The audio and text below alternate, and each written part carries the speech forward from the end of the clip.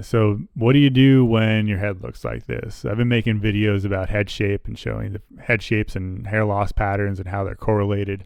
But I haven't talked about what to do about it. And if you didn't see those videos, just take a look at this guy, and it's pretty obvious why he can't grow any hair. It's because that bulge on the top of his head. Heads like this, they don't grow hair very well, and the reason being is that that bulge is severely impeding blood flow in the top of the scalp area. And something, so people who have hair don't have heads shaped like this. They're much flatter. And this guy, before he was before puberty, his head was a lot flatter. Something has pushed out on the crown, and over time, that sucker has rounded out, come to a point. It looks like Beldar. And that's causing problems. So the idea with skull remodeling is one, like, well, if the skull can remodel itself as such, where it's gotten pointy over time, then theoretically it can get remodeled the reverse way and flatten out. So if something's pushing out, then we just very simply, I'm a simple guy. I look for simple solutions. Just push back in. Maybe that'll flatten it out over time. So I do headstands. Headstands are one way to flatten it out. Theoretically, you're applying a force to the area. It's a kind of a crude, brute way of doing it, but it is a way. Like it is. That's how skull remodeling is. Your bone will respond to force over time. That's how this guy's head has come to a point. It's because it's responding to a force, some consistent force over time. So we can apply a counterforce, and like I said, headstands is one way you can do it. It's not the only way, and this for certain headstands are not going to correct your male pattern baldness. Like it is a complicated disease, but it's going to help. Like if you can flatten your head out, then you can restore blood flow into the area.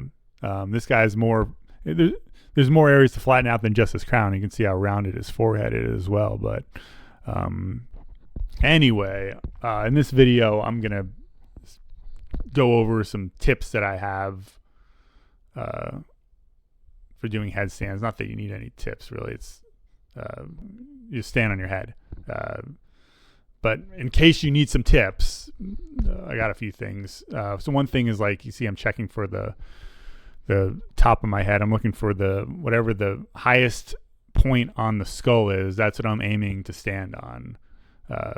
And if it's your head's bulging out, that's what you want to press against. I think that makes the most sense to me anyway. And then the surface, I go a thin rug over hardwood. That I think is like a firm enough, but kind of soft, so it's not going to really hurt. Right? Asphalt would hurt. That's going to hurt the next time you go to do it. You're going to be really painful, and that's going to affect the frequency with which you can do headstands. And I go and you don't want it too soft either, because I think it doesn't apply the force acutely in the right place. And you see, I'm doing this in real time. Usually go for about 1 to 2 minutes. And I don't really, it gets a little bit painful. It's slightly painful, but it's definitely tough. Here comes Cassandra. Getting super excited. See, she has male pattern baldness too, but she doesn't have to do any headstands. Her head will flatten out over time and her hairline will grow in. There she is, sticking her fingers in my nose, playing with my face. So yeah, I wait 3 hours after I'm going for my belly button. So a headstands can affect digestion, so you don't want to do it around meals. Definitely wait 3 hours afterwards. Same with exercise. I do this. I'm trying to do it more like twice a day, but I've been doing once in the past. I do head presses too. I'll do another video about that. It's just where you lean against the wall. And I skip the Sabbath to give my head a break. That's how I keep it biblical like that.